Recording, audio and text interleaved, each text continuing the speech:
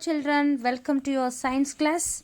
Today we are going to discuss about human digestive system.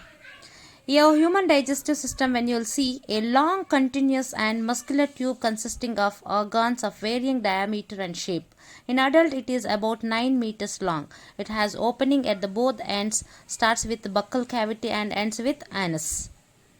Inside the mouth, tongue and teeth will be present. On tongue you can see different taste buds.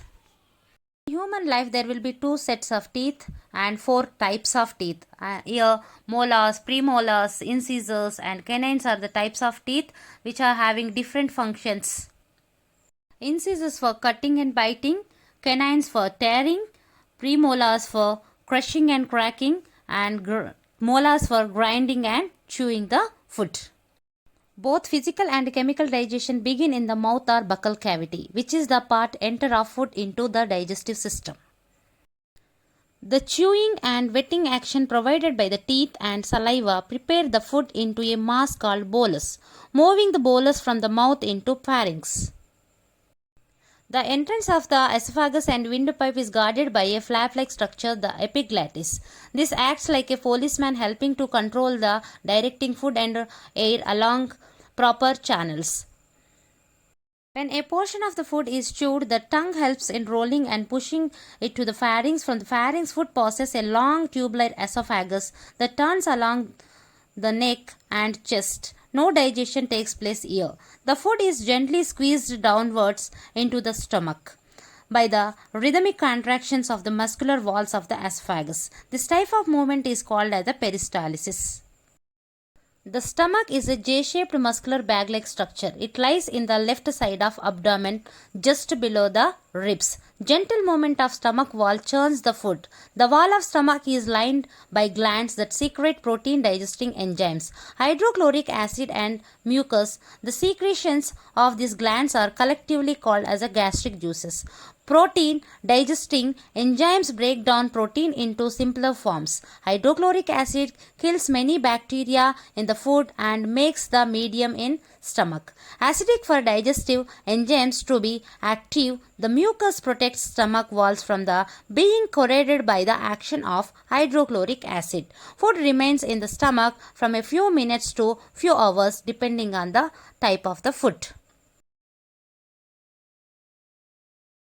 The liver is a reddish brown colored gland situated on the right side just above the stomach. It is the largest gland in the body. It secretes a green liquid called bile. Bile is temporarily stored into hollow pear-shaped organ to the gallbladder attached to the liver.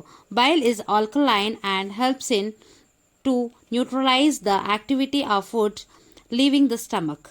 It also helps in breaking down of fats. Pancreas, a leaf-shaped gland present below the stomach, secretes pancreatic juice that act on carbohydrates and proteins, changing them further into simpler forms.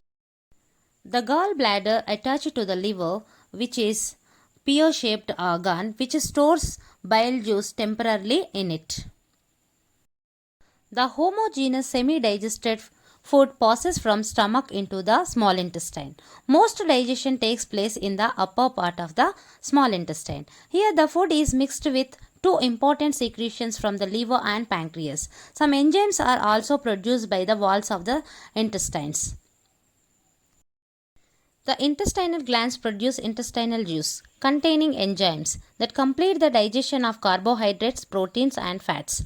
Thus digestion of food is completed and carbohydrates are converted into glucose, proteins are converted into amino acids, fats break down into fatty acids and glycerol.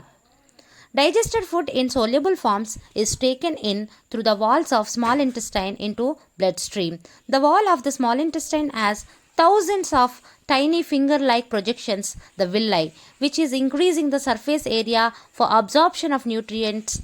Each villus has fine blood capillaries close to its surface. The nutrients pass through the intestinal walls into the blood through these capillaries by the process of diffusion.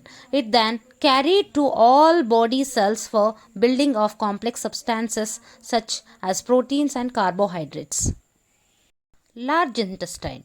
Undigested food along with water moves down into the large intestine. The large intestine is shorter than smaller intestine and is wider.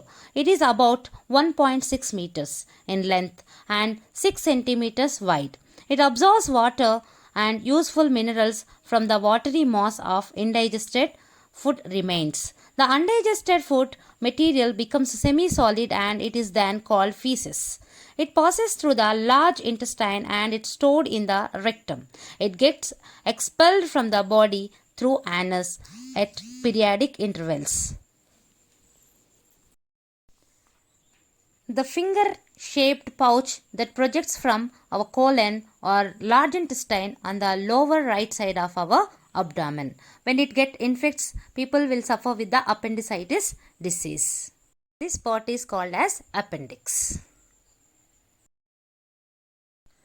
The rectum is a chamber that begins at the end of large intestine. Feces passes through large intestine and stored in the rectum. Anus is the opening of rectum from where feces or stool expelled from the body. I hope everybody understood this video, children. Yes, thanks for watching. Thank you. Bye bye. We'll meet in next class.